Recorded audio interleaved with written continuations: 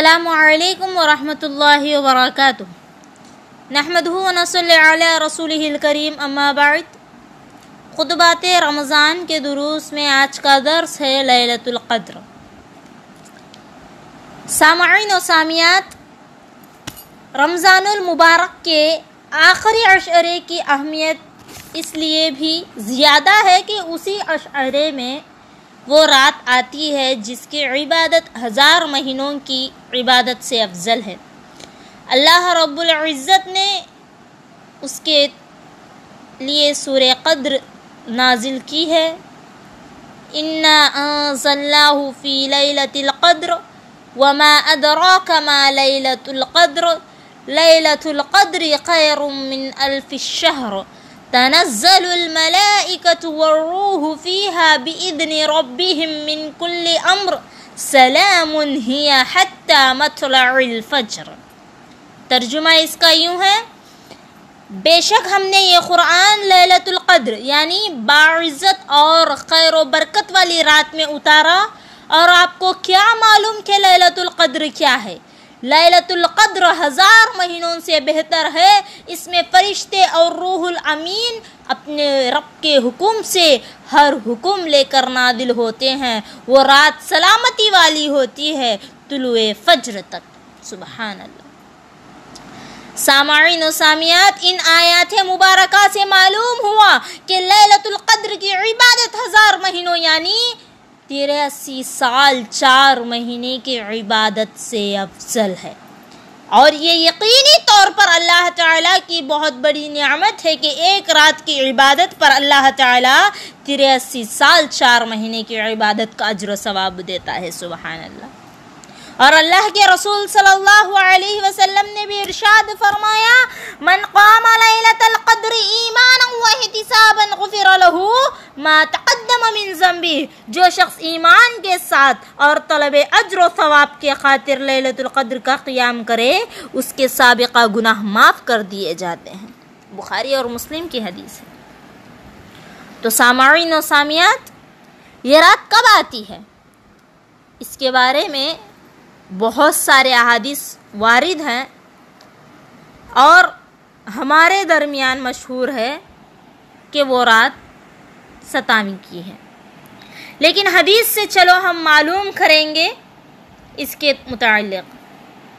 حضرت ابو سعید الخدری رضی اللہ عنہ بیان کرتے ہیں کہ رسول اللہ صلی اللہ علیہ وسلم رمضان المبارک کے درمیانے عشرے میں اعتکاف بیٹھتے تھے۔ چنانچہ جب 21ویں رات آتی تو آپ اور آپ کے ساتھ اعتکاف بیٹھنے والے دیگر لوگ اپنے اپنے گھروں کو چلے جاتے۔ پھر ایک مرتبہ جب اسی طرح 21ویں رات آئی تو آپ اعتکاف میں ہی رہے، اور آپ نے لوگوں سے خطاب کیا اور انہیں جو کچھ اللہ نے چاہا احکامات دیے۔ پھر آپ نے فرمایا، میں یہ درمیانہ عشرہ اعتکاف میں گزارتا تھا، پھر مجھے یہ مناسب لگا کہ میں یہ آخری عشرہ اعتکاف میں بیٹھوں، لہذا جو شخص میرے ساتھ اعتکاف میں تھا وہ اپنی جائے اعتکاف میں ہی رہے۔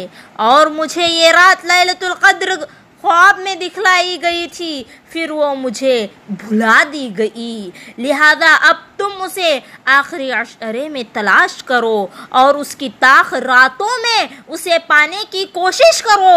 اور میں نے اپنے آپ کو خواب میں دیکھا کہ میں پانی اور مٹی میں سجدہ کر رہا ہوں۔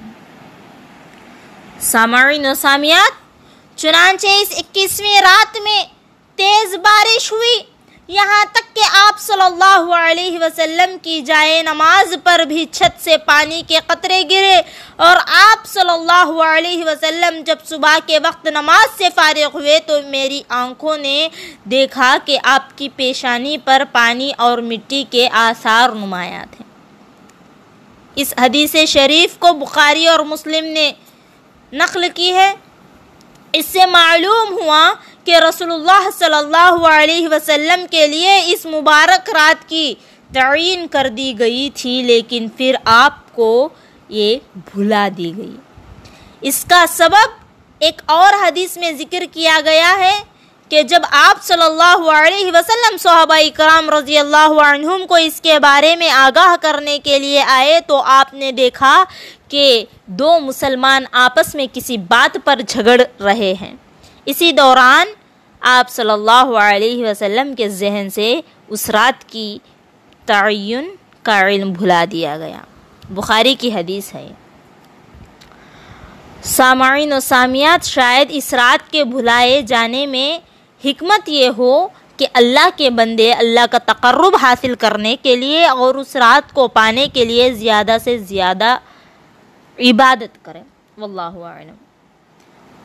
اسی طرح اس حدیث سے یہ بھی ثابت ہوا کہ لیلۃ القدر رمضان المبارک کے آخری عشرے کی طاق راتوں میں سے ایک رات میں آتی ہے، اور یہ بھی معلوم ہوا کہ اس سال جب آپ صلی اللہ علیہ وسلم نے یہ اعلان کیا کہ لیلۃ القدر کو آخری عشرے کی طاق راتوں میں تلاش کیا جائے، یہ مبارک رات 21ویں رات میں آئی تھی۔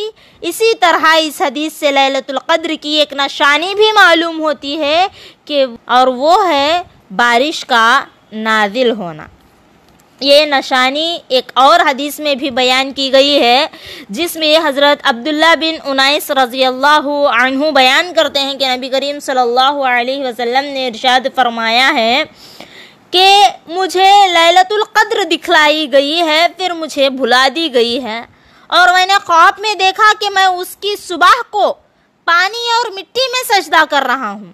حضرت عبداللہ بن انیس رضی اللہ عنہ کہتے ہیں کہ 23ویں رات میں ہم پر بارش نازل ہوئی، اور جب رسول اللہ صلی اللہ علیہ وسلم ہمیں نماز پڑھا کر فارغ ہوئے تو آپ کی پیشانی اور ناک پر پانی اور مٹی کے آثار نمایاں تھے۔ مسلم کی حدیث ہے۔ اور حضرت ابن عمر رضی اللہ عنہ بیان کرتے ہیں کہ نبی کریم صلی اللہ علیہ وسلم کے صحابہ اکرام رضی اللہ عنہم میں سے کچھ لوگوں نے خواب میں دیکھا کہ لیلۃ القدر رمضان کی آخری 7 راتوں میں سے ہے۔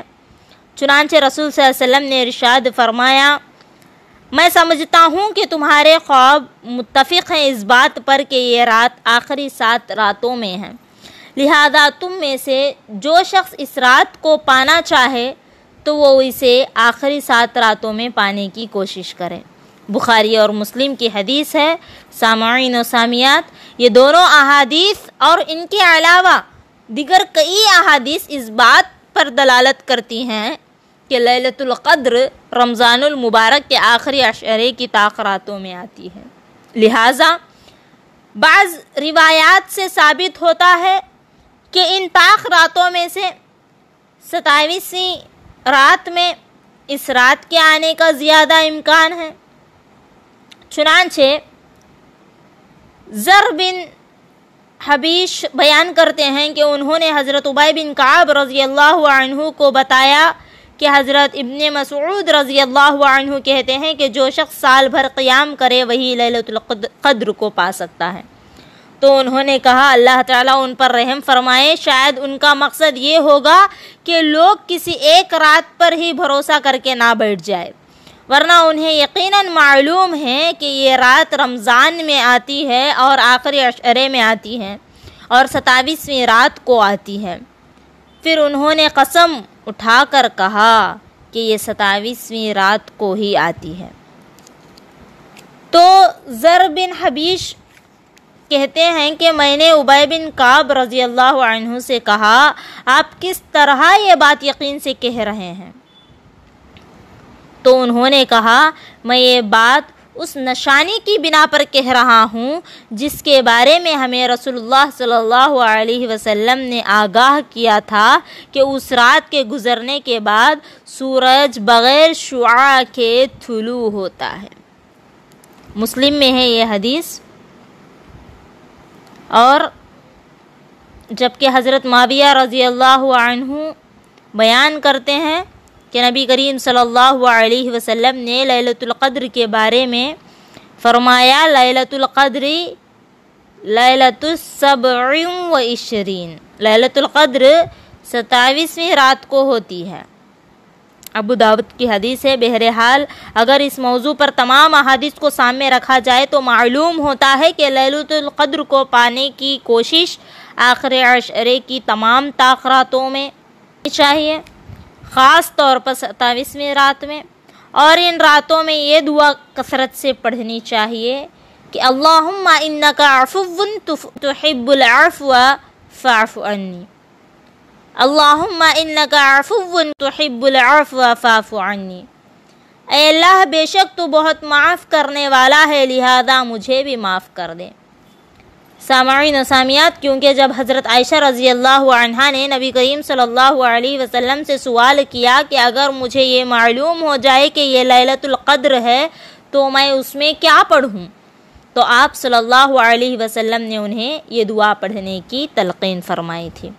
ہم اللہ تعالیٰ سے دعا گو ہیں کہ وہ ہم سب کو آخری عشرے میں زیادہ سے زیادہ عبادت کرنے اور لیلۃ القدر کو پانے کی توفیق دے، آمین۔ السلام علیکم ورحمۃ اللہ وبرکاتہ۔